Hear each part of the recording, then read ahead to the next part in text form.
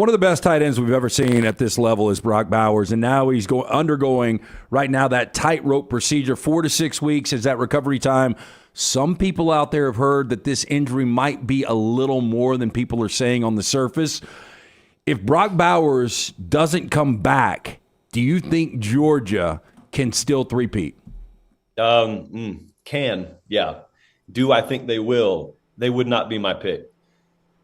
Lance, do you also notice this? Like, I don't know how medically advanced you guys are. Have you noticed that since this tightrope procedure was sort of introduced, everyone just throws it out and they claim to be able to explain it, but luckily no one ever presses us. Because if anyone ever pressed us on this, we would have no shot at actually explaining it. They just go, oh, he's having ankle surgery. He's having tightrope surgery. And you hope that people just accept that as you know what you're talking about. Because that's what I do every single day.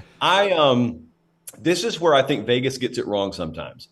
You know as well as I do, an odds maker looks at Brock Bowers, and they do not adjust Georgia's power rating very much. They would look at Brock Bowers and say he's worth 1.5 per game, and that is an astronomically high number for a tight end, any non-quarterback.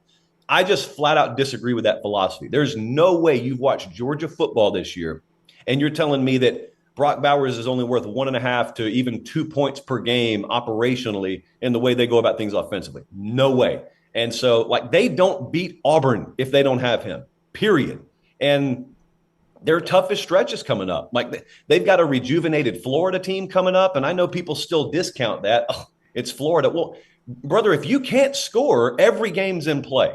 And the same thing's going to be said when they play Tennessee down the road. Who knows what Missouri does? So it never plays out like the preview magazine tells you. It's just not the way football works. Dunaway just said it's an injury sport. No one escapes injury-free. No depth chart looks now like it did in August, and that's why it's probably pretty impossible to predict this stuff in August.